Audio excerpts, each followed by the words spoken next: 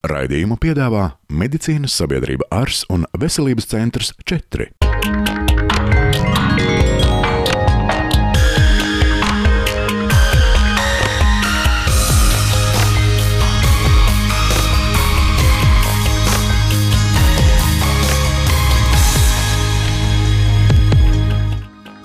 Labrīt šajā jaukajā rītā. Ir klāt jauna sestdiena un jauns viesis. Šodien pie mums studijā ir Armands. Sveiks! Labdien! Varbūt pastāsti, ar ko tu nodarbojies? Esmu aktieris, darbojos gan leļu teātra izrādēs, gan dramatiskā teātra izrādēs. Un kāda ir tava hobija, kas aizņem tavu ikdienu? Ikdienā es esmu aktīvs tētis, savai 2 gadus jaunai vecai meitiņai. Audzinu meitiņu, kopā izkladējamies. Aizvedu arī biju brīvdienās uz leļu teātra izrādi pirmo reizi. Meitai ļoti patika. Burvīgi. Tad kas ir tas, kas tev ir atvedis uz mūsu raidījumu? Kas ir tā problēma? Jā, kādu mēnesi atpakaļ es biju aizbraucis slēpot, un tad es arī traumēju sev cēli. Vai tu jau esi kaut ko darījis līdz šim? Kādā ziņā? Teiksim, izmeklējumus, taujājas pēc citu ārstu viedokļa? Nē, man ir bijis tā, kad es jūtu, ka varbūt nedaudz tā, tas cēlis tā kā... Nu jā, tā kā ik pa laikam iesāpās, bet pēc šī kalna apmeklējuma bija kaut kāds kritiens un tā, un tad es jūtu, ka man sāp viņš tā krietni vairāk un Var sakot, ikdienā traucē? Jā, es nevaru pat normāli pat brīžam pakustēties, aktīvi es nevaru darboties ar šo cēli. Nu, var sakot, tu esi griezies pirmreizīgi pie mums pēc palīdzības. Labi, nu ko, mēģināsim tev palīdzēt? Vai tu esi gatavs? Jā.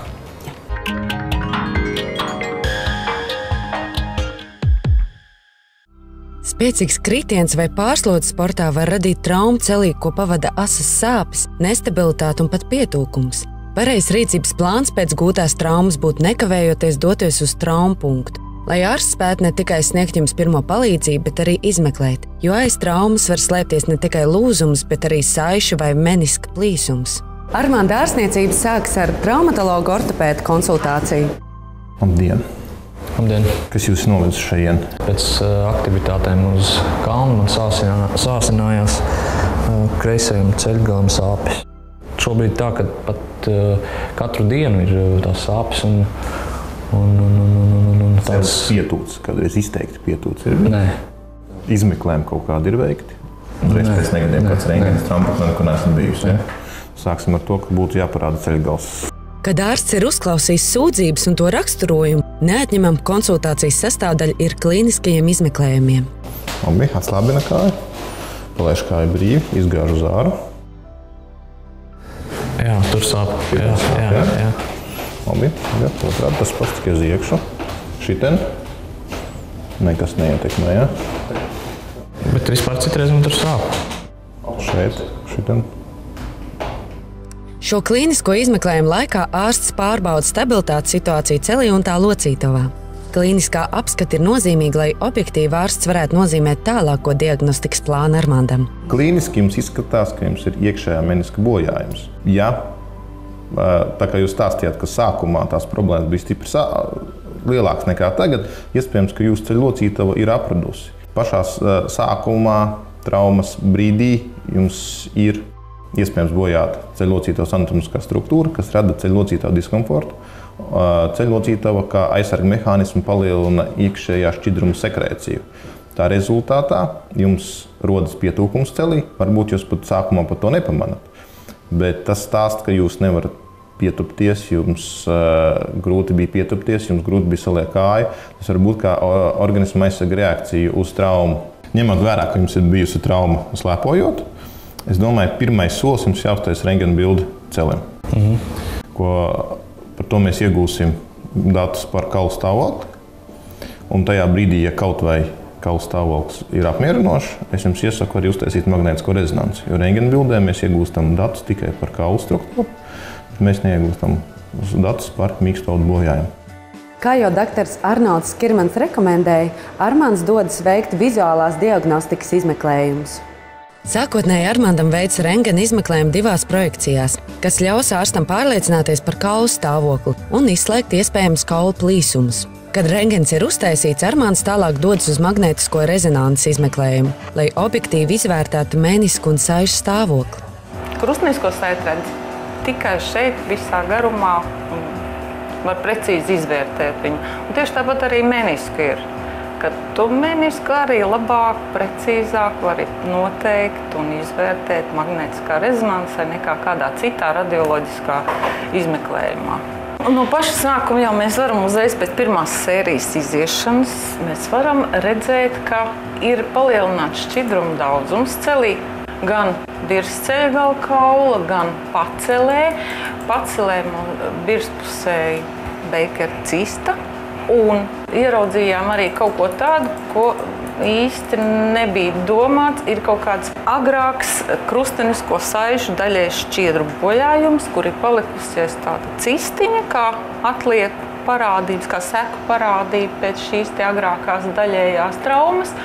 Un apstiprinās arī doktora Skirmaņa diagnoze mediālā meniska bojājums. Kad iegūto izmeklējumu dati ir apstrādāti, tie tiek nosūtīti ārstam, kur atkārtotā vizītē tiek sastādīts tālākās ārstniecības plāns. Tā, mēs esam saņēmuši jūsu izmeklējumus. Kā redzam, rentgena bildē mums ir nelielas artrotikas izmaiņas ceļlocītavā. Laikam esam pietiekami aktīvs cilvēks. Būtībā nekādas kaulu bojājumus šajās bildēs mēs neredzam. Tas attiecās uz magnētiskās rezonanses izmeklējumiem, kur mēs redzam mīkstos audus. Mēs redzam, kad ir aizmugurē iekšējā meniska, mugurējās daļas līsums. Mugurējā krusteniskā saita vesela, priekšējās krusteniskās saitas vietā ir. Varētu nedaudz piekasīties pie signāla intensitātes, tas liecina par kaut kādiem iepriekšējiem varbūt nelieliem bojājumiem vai ko, bet kā es jūsu celku skatījos, man neradās iespējas, ka viņš būtu vaļīgs. Bet šeit ļoti uzskatām ir redzams meniska bojājums, kas jau ir diezgan, teiksim, plašs. Viņš nav tikai mugurējā daļā, bet jau aiziet arī līdz sānu daļai. Tas nozīmē, ka būtu vēlams taisīt operāciju un izņemt to plīsušo daļu ārā tādā veidā, protams, cenšoties maksimāli saglabāt veselu audu robežās, izņemt tādā veidā, lai viņš novērstu viņu patoloģisko kustīgumu locītavā, kas izsauc jums sāpes. Šitādi bojājumi ir ļoti bieži mēdz kombinēties ar vairākām traumām, kad ir vairākas epizodes, ka ir kaut kas noticis, bet īsti nekad līdz galam nav sāpējis. Pasāp kādu laiku un pāriet, kad viņš vienkārši ieplīst, un tad viņš plīst lielāks. Viņš sasniedz, ka vienbrīd nesāp, un tāpēc kaut kādu laiku varbūt... Ir trauma pēc traumas, kad uzplānījās vienā otrā, un vienā brīdī kompensatorā mehānismi izbeidzās, un viņš sāk parādīties kā uz sāpēm. Vienkārši tas kustīgums paliek lielāks, tas plīsums pietiekami liels, ka viņam sāks patoloģisks kustīgums. Tiek izmainīta locītavas kustību dinamika. Ja? Tātad man ir meniska trauma, un tad man ir jātaisa operācija. Jā, jums būtu jādomā par operāciju, jo tas plīsums ir kļūt vēl lielāks. Un bieži vien arī tā, ka domas arī nevar veikt šo nevajadzētu. Viennozīmīgi nē. Operācijas būtība ļoti vienkārša. Operācija notiek dienas stacionārā. Tās pieder pie mazinvazīvās metodes. Procedūra saucās ceļlocītavas artroskopija, kad ar nelielu griezienu palīdzību tiek veidoti tie saucamie portāli, kas savieno ārējo vidi, sākot ar ādu, beidzot ar locītavas iekšējo lapiņu, kurš izveido tā kā tuneli cauri visiem ādiem, pa kuru no vienas puses ievada instrumentu. Un vizuāli kontrolē mēs veidojam mediālo portālu un mēs ievadam instrumentu. Jūs atrodaties narkozē, veicam manipulācijas, kas vajadzīgas, un precizējam citos gadījumos arī diagnostiku. Un pēc operācijas? Pēc operācijas jūs dienas stacionāri pametat pats uz savām kājām. Jums nav nepieciešami kruķi vai jebkurš cits palīglīdzeklis. Pats galvenais ir atrasties stacionārā tik ilgi, kamēr pilnībā jums iziet visas anestēzijas vielas, ka jūs apzināties, kur jūs esat, ko jūs darat. Tad pēc operācijas slimības lapas obligāti vajadzētu atrasties tās pirmās 10 dienas, kamēr mēs noņemam diegus. Pēc nedēļas var aiziet pie fizioterapeita ar mērķi, kas jums pastāstīs, cik jūs droši varat staigāt un elementārākās lietas, kā jūs agrāk veicinātu savu atgriešanos, teiksim, pret kaut kādām nelielām fiziskām aktivitātēm. No sporta vēlams izvairīties 3-4 nedēļas. To visu precizē pēc operācijas, jo var būt kaut kādi papildus bojājumi, vēl kas ietekmēs jūsu pēcoperācijas rezultātu. Konkrētu to pēcoperācijas rehabilitācijas plānu mēs iegūstam pēc šī veida operācijām. Sarunas gaitā ārsts Armandam uzsver, ka ar operāciju kavēties nevajadzētu. Tādēļ, saskaņojot iespējamos laikus un papildus nepieciešamo analīžu veikšanu, Armandam tiek saplānota meniska rezekcijas operācija. To Armandam veiks dakteris Skirmans. Raidījumu piedāvā Medicīnas sabiedrība Ars un Veselības centrs 4.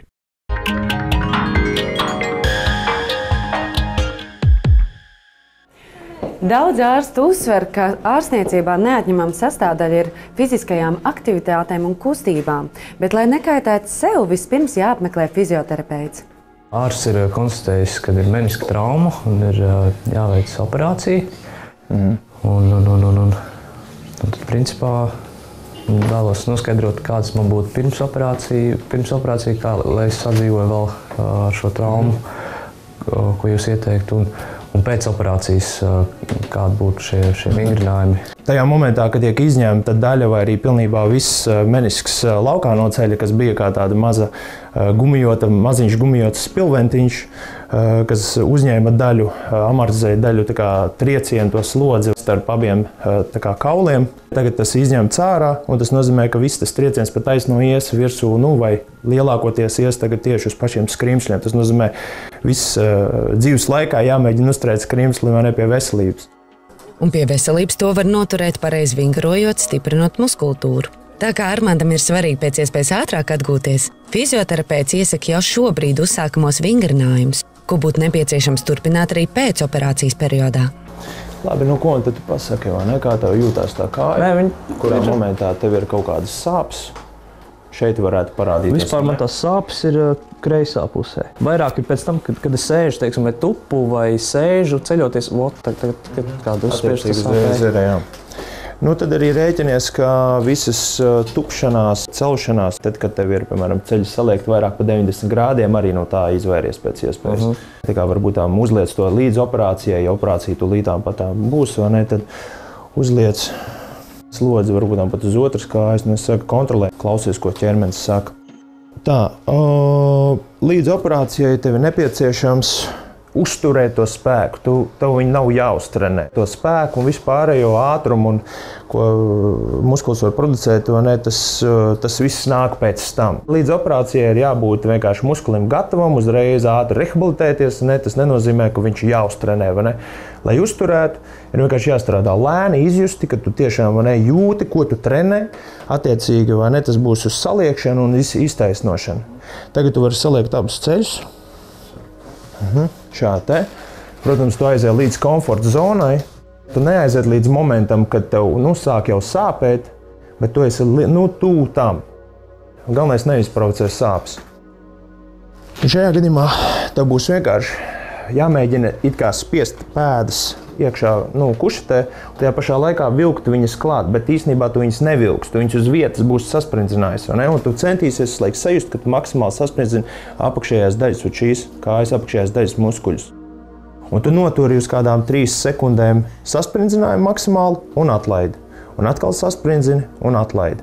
Bet pats galvenais klausies, ko saka celis, vai nesāk sāpēt. Ja sāk sāpēt, tas nav jāprovocē. Tad varam pabīdīt mazliet kājas priekšu vai uz atpakaļ, un pameklēt tādu komfortablāku zonu, kādā veidā mēs varam tad trenēties bez tām sāpēm.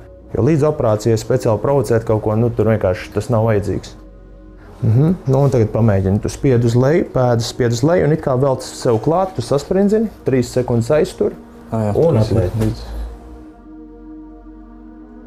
Atkal sasprindzini, 3 sekundes. Un atlaid.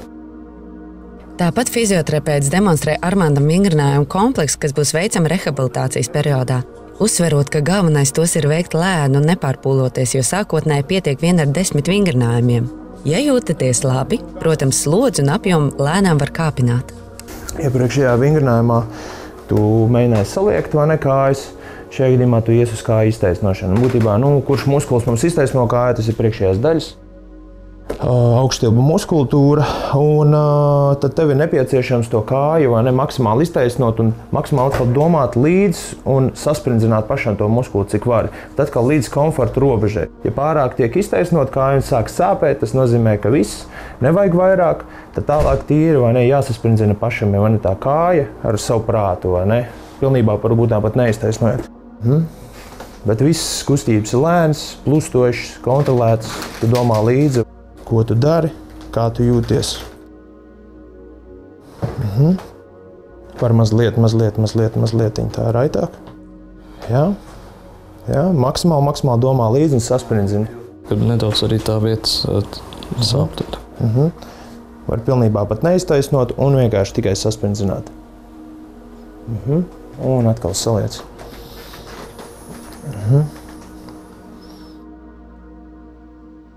Labi. Sasprindzina, elpo ārā.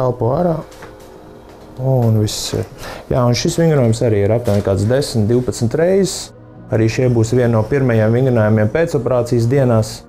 Tie ir tikai guļoši, uz saliekšanu un uz iztaisnošanu. Vai ne, tie būs paši pirmie.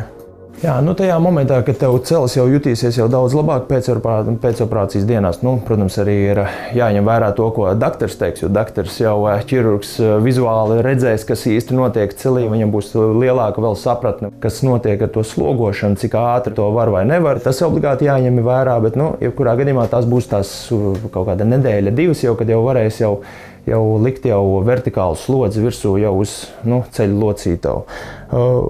Vingrinājumi ir dažādi, vai ne? Bet viena no tiem ir sevis svara pacelšana, vai ne? Piemēram, uz pakāpienu kāda. Jūs noliksiet kāju uz pakāpienu, droši kaut kur pieturēsieties, lēnām celsiet uz augšu, maksimāli iztaisnot kāju, sasprinzinat maksimāli kāju un atkal laižat uz leju. Un atkal šādi te, un ritmiski, bet kontrolēti, plūstoši un lēnām jūs visu laiku sasprinzinat un atkal nolaižat lejā. Sasprinzinat, nolaižat lejā. Un arī attiecīgi arī no sāna šādā veidā. Diezgan vienkārši. Jebkurā gadījumā rehabilitācijas periodā tupieni zem 90 grādiem ceļu locītavās nav ieteicami, un tad arī pakāpeniski arvien zemāk varēs tupties, bet arī kontrolēt. Un tad ir jāpieturās, mugurē jābūt taisnai, kājas var nolikt plecu platumā un veikt šādas sākotnēji mazas tupienus. Un, kad ceļaties augšā, tad atkal saspringzināt muskultūru, jo caur tādu visu laiku atkārtot pat saspringzināšanu beigās, viņš papildus tiek noslogots, pat bez tādas īpašas stresa uzlikšanas uz to pašu ceļu locītavu. Un šādā veidā ietupieties un ceļties augšā. Ietupieties un ceļties augšā. Un tā pamazām. Un vēlāk jau varat lietot arī dažādas līdzsvaru vingrinājumus jau, jo jums pilnībā ir jāatgūst pilnīgi visas funkcijas, gan līdzsvara, gan arī dinamikā, vai ne, kustoties, ka jums ir stabils celis, vai ne, un caur šiem vingrinājumiem to arī pamazām jūs iegūsiet. Fizioterapeits lieliski parādīja vingrinājumus, lieliski izstāstīja, kā rīkoties, kā nepārpūlēt šo jau vēl pirms operācijas traumēto celi un arī pēc operācijas, kā atgūties, lai varētu aktīvi turpmāk dzīvot. Un tā lieliski tā teikt, stunda, kā mācību stunda. Esmu sastaps profesionāls cilvēks un nav nevienā brīdī radusies kāda šauba. Viss lieliski parādīts, pastāstīts. Nav man par ko baidīties. Ir jārīkojās, jāiet tajā virzienā uz atgūšanos un tā.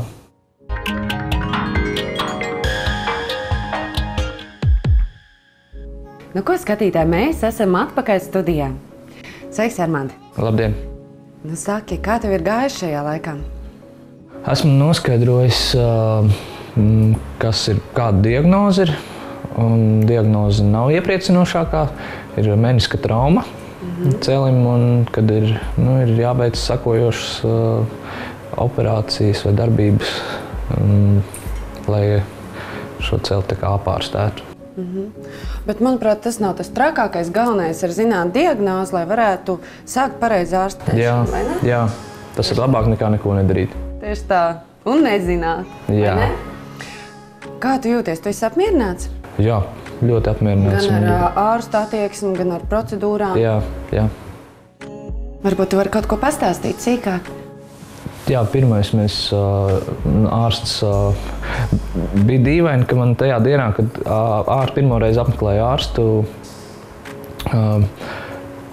ka man nesāpēja nekas tas cels. Un es domāju, varbūt kādu ārsts arī tausta, un man nesāp tā īsti. Kaut kādā brīdī. Sajūties kā simulants? Jā, sajūtos, ka nedaudz. Jā, tad apmeklējām rentgenu un magnētisko rezonanci. Un tad, es domāju, ja nekas neuzrādās, arī dīvaini būtu.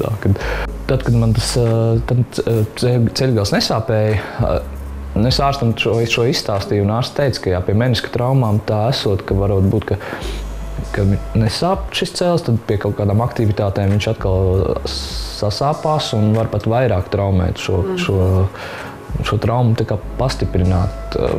Tāpēc laicīgi vajag to uzzināt, ja kādam kaut kas sāp, tad vajag noskaidrot to un laicīgi jau ar to tikt galā. Armand, varbūt, lai iedrošinātu mūsu skatītājus, kuriem varbūt ir līdzīga situācija, tad sāp, tad nesāp. Kādi ir tie simptomi un kādas ir tās pazīmes, ka tiešām ir skaidrs, ka ir laiks doties pie traumatologa ortopēda?